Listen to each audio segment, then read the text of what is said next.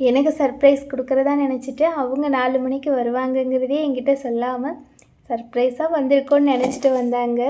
ஆனால் அவங்களுக்கு சர்ப்ரைஸ் கொடுக்குற மாதிரி அவங்க வர்றதுக்கு முன்னாடியே நான் கிளம்பியிருந்தேன்.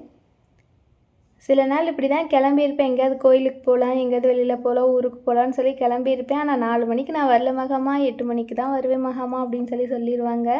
ஆனால் இன்றைக்கி கிளம்புனது வீணாகலை.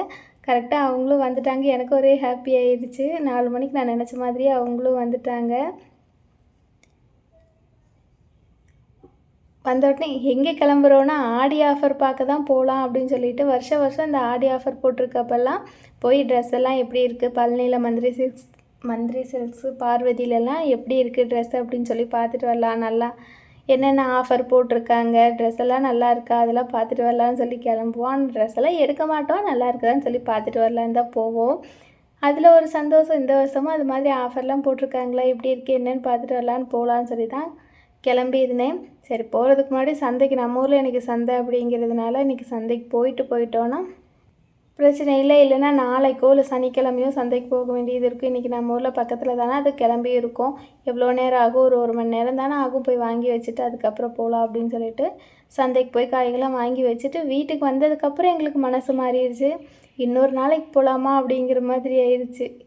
இன்னைக்கு கொஞ்சம் ஃப்ரீயாக இருக்கிற டைமில் இன்னொரு நாளைக்கு போகலாம், இன்றைக்கி போய் கிராசரிஸ் வாங்கிட்டு வரலான்னு சொல்லிட்டு நான் கிராசரிஸ் வாங்கிட்டு வந்து 1 மாதம் தான் இருக்கும். ஆனால் அன்றைக்கி மிளகு சீரகம் மட்டும் மறந்துட்டு வந்துட்டேன். சரி, அதை மட்டும் போய் வாங்கிட்டு வரலாம் அப்படின்னு நினச்சிட்டு தான் போனேன். ஆனால் கண்ணு பார்க்குறதெல்லாம் எடுக்க சொல்லி இது நல்லா இருக்கா அது நல்லா இருக்கான்னு ஒவ்வொன்றா பார்த்துட்டு எல்லாம் இருந்த இடத்துல அப்படியே வச்சுட்டு வேணுங்கிறத மட்டும் வாங்கிட்டு கூட எக்ஸ்ட்ரா என்ன ஒன்று வாங்கினோன்னா இந்த மது பிரியாணி பேஸ்ட்டுன்னு ஒன்று இருந்தது. அது இன்ஸ்டன்ட் பிரியாணி பேஸ்ட்டு தான். அது பிரியாணி செஞ்சால் நல்லா டேஸ்ட்டு இருக்குமா, இல்லை நம்ம வீட்டில் செய்கிற மாதிரி இருக்கும், அந்தளவுக்கு இருக்காது, இருந்தாலும் ஓகேவாக தான் இருக்கும் அப்படின்னு சொல்லி நினச்சிட்டு தான் வாங்கிட்டு வந்திருந்தேன். இது வரைக்கும் நான் எந்த பிரியாணி மசாலாவுமே கடையில் வாங்கி செஞ்சதில்லை. எப்போவுமே வீட்லேயே தான் பிரியாணி மசாலா அரைச்சி செய்வேன். இன்றைக்கி அதை பார்த்த உடனே சாப்பிட்ணும் ஒரு கிரேவிங்ஸு. அதனால வரப்போவே அது பிரியாணி பேஸ்ட்டு வாங்கிட்டு வந்துட்டு வரப்போ சிக்கனும் எடுத்துகிட்டு வந்திருந்தோம்.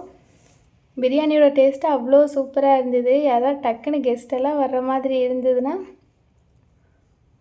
ஒரு 10 நிமிஷத்து வேலை தான். மசாலா அரைக்கணும் அப்படிங்கிற வேலையே இல்லை. எந்த மசாலாவுமே வாங்க வேண்டியதில்லை, இது ஒன்றே போதும். பிரியாணி ரொம்ப டேஸ்ட்டாக இருந்துச்சு. ஆனால் அது இன்னும் ஒரு 10 நிமிஷம் ஆறி இருந்ததுன்னா நல்லா உதிரியாக இருந்திருக்கும். அது வரைக்கும் எங்களுக்கு பசி தாங்கலை. ஆனால் மறுநாள் காலையில் அந்த பிரியாணி இன்னும் டேஸ்ட்டாக இருந்துச்சு.